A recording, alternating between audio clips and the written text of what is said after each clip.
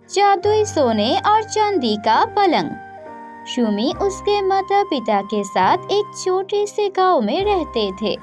उसके माता पिता खेती बाड़ी करके अपना गुजारा कर रहा था। वह सब बहुत खुश थे। शूमी कभी भी किसी भी चीज के लिए जिद नहीं करते थे। वे बहुत मन से पढ़ाई करते थे।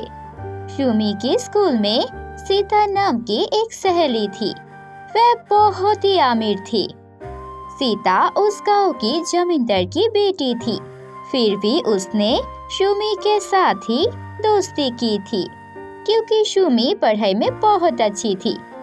पर सीता हर वक्त शूमी की गरीबी को लेकर मजाक उड़ाते थे। पर शूमी कभी भी बुरा नहीं मानती थी, क्योंकि सीता उसकी अकेली दोस्त थी। ऐसे ही दिन गुजरने लगते हैं। एक दिन सीता कहते हैं, एक हफ्ते बाद मेरे जन्मदिन है। मैं चाहती हूँ तुम भी मेरे जन्मदिन पर आना, क्योंकि तुम भी तो मेरे दोस्त हो।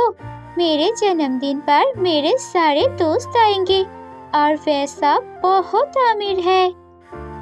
तुम्हारे ये सब फटे पुराने कपड़े पहनकर मत आना, नहीं तो मेरे नाक कट जाएगी। तुम्हें तो पता ही है कि मैं बहुत गरीब हूँ। अगर ऐसा है तो मैं नहीं जाऊंगी। पर तुम तो मेरे सबसे अच्छे दोस्त हो ना। अगर तुम आओगी तो मैं बहुत खुश होंगी। ठीक है, मैं अम्मी को कहकर एक नया ड्रेस खरीदने की कोशिश करूंगी। इसके बाद शूमी घर पर पहुंचते हैं। घर लौटते ही देखते हैं कि उसके पिता बहुत बीमार है। शूमी, जल्दी जाकर डॉक्टर बुला कर ला। तेरे पिताजी का हालत ठीक नहीं। डॉक्टर कहते हैं, आप अपने पति का ध्यान रखना। उसके पीठ पर बहुत दर्द है। उन्हें आराम करना चाहिए। उनको फ्लोर पर मत सोने देना। उन्हें पलंग पर सोना होगा। ऐसा कहकर डॉक्टर चला जाता है। शूमी के माता बहुत उदास हो जाते हैं। शूमी के माता बहुत ही मुश्किल से थोड़े पैसे जमा कर रखा था। तू अपने पिता का ध्यान रखना। मेरे पास थोड़ी बहुत पैसा है। मैं एक सस्ती पलंग खरीद कर लाता हूँ।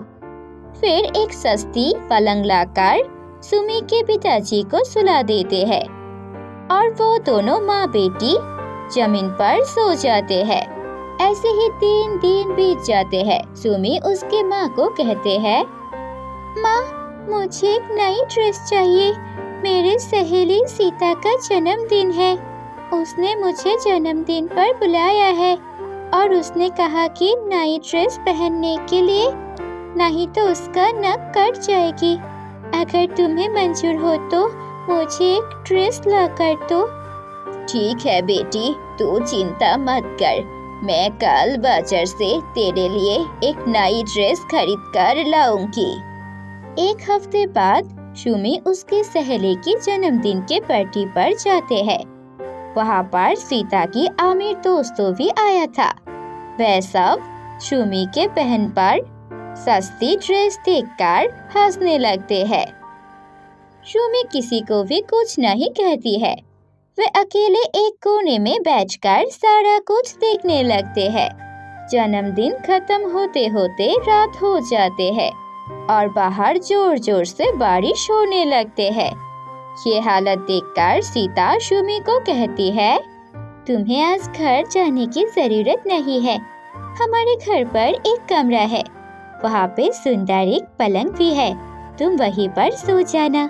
कभी भी इतना सुंदर पलंग पर नहीं सोई होगी। शूमी सोचती है, सीता ने सही कहा। मैंने इतनी सुंदर पलंग पर कभी भी नहीं सोया है। ये कितनी मुलायम है। फिर शूमी सो जाते हैं। सुबह होते ही शूमी घर लौटते हैं। माँ, तुम्हें पता है, मैंने कल रात को सीता के घर पर रहती थी। उसके घर पर बहुत ही मुलायम एक पलंग है। वहाँ पर सो के मुझे बहुत अच्छा लगा। मैं मेरी बेटी की जन्मदिन पर उसे एक अच्छा खासा पलंग ला कर दूंगी। इसीलिए मुझे जितना मेहनत करना पड़े मैं करूँगी। सुमी के माता बहुत ही मेहनत करके थोड़े बहुत पैसे कमा लेते हैं, पर अभी भी उसके पास इतना पैसा नहीं था जिससे वह एक नया पलंग खरीद सके। इसीलिए वह बहुत उदास थी। वह सोचती है, मैं मेरी बेटी को कभी भी कुछ नहीं दे सकी। मैंने सोचा था उसे एक नया पलंग लाकर दूंगी, पर ये भी ना हो सके। ऐसे ही सोचते सोचते उसके माता एक जंगल में खो जाते हैं। ये कहाँ आ गया? लगता है मैं जंगल में घूम गई हूँ। ऐसे ही सुमी के माता इधर उधर भटकते रहते हैं और तभी उसके सामने अचानक एक परी प्रकट होती है। तुम यहाँ पर घूम गई हो, है ना?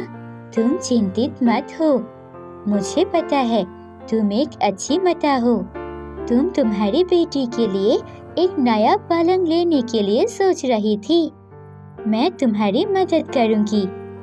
ऐसा कहकर परी उसके सामने एक जादुई सोने की पलंग प्रकट करती है और कहती है, ये देखो, ये है जादुई सोने का पलंग। इसमें लेट के तुम जो भी मांगोगे तुम्हें मिल जाएगा। सुमी के माता परी को धन्यवाद देकर उसी पलंग में सो जाते हैं और कहते हैं, जादुई पलंग मुझे घर लेकर जाओ। तभी पलंग उसे घर पर पहुंचा देते हैं। फिर उसके माता सुमी को सब कुछ बताती है। सुमी उस पलंग पर लेट जाता है। हमारा सारा दुख खत्म हो जाए और हम अमीर बन जाए। इतना कहते ही उसके पुराने घर एक बहुत ही खूबसूरत घर में बदल जाता है। कोई भी दुख नहीं रहते हैं।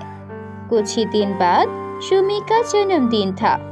सीता जन्मदिन पर सुमी के घर आते हैं और वह चौंक जाते हैं। कुछ दिन पहले भी सुमी गरीब थी, अचानक इतनी अमीर?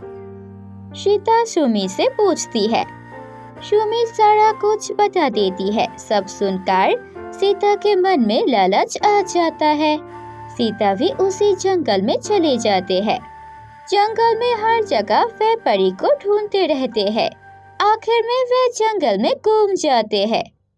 हे भगवान, ये मैं कहाँ आ गया? लगता है सुमी ने मुझसे झूठ कहा है। अब मेरा क्या होगा? ऐसे ही सीता रोने लगते हैं। तभी वहाँ पर परी प्रकट होती है और कहती है, तुम लालच में आकर इस जंगल में आ गई हो, इसीलिए तुम मुझे नहीं मिली। अब तुम इसी जंगल में भटकते रहोगे। मुझे क्षमा कर दीजिए, मैंने गलती कर दिया। मैं और कभी भी ऐसे हरकत नहीं करूंगी। मुझे मेरे घर पर लौटा दीजिए, मुझे कुछ भी नहीं चाहिए। ठीक है, तुम्हारे मन में खेद है, इसीलिए मैं तुम्हें माफ करती हूँ। और ये लो जादुई चांदी का बिछाना। इसी बेड पर बैठ के तुम तुम्हारे घर पर पहुँच जाओगे। अगर तुम किसी का बुरा चाहोगे तो ये पलंग गायब हो जाएगा, इसका ध्यान रखना। सीता परी को धन्यवाद देकर उस बेड पर लेट जाते हैं और उसके घर पर पहुंच जाते हैं। इसके बाद से सीता सभी के साथ अच्छी बर्ताव करते हैं और चांदी के बेड के मदद से गरीब दुखियों की मदद करते हैं। तो दोस्तों, हम इस कहानी से क्या सीखा? लालच करना बहुत ही बुरी बात है। हमें हमेशा दूसरों की मदद करना चाहिए और दूसरों के लिए अच्छा सोचना भी चाहिए, क्योंकि लालच का फल बहुत ही बुरा होता है। तो दोस्तों, कैसी लगी आपको हमारी ये कहानी? अगर आपको परियों की कहानी पसंद है तो हमारे इस वीडियो को लाइक करना और अपने दोस्तों के साथ भी शेयर करना मत भूलिए। अगर आप हमारे चैनल पर नए हो तो हमारे चैनल को सब्सक्राइब करके बेल आइकन भी दबा देना। तुम सब अपना ध्यान रखना। बाय बाय दोस्तों।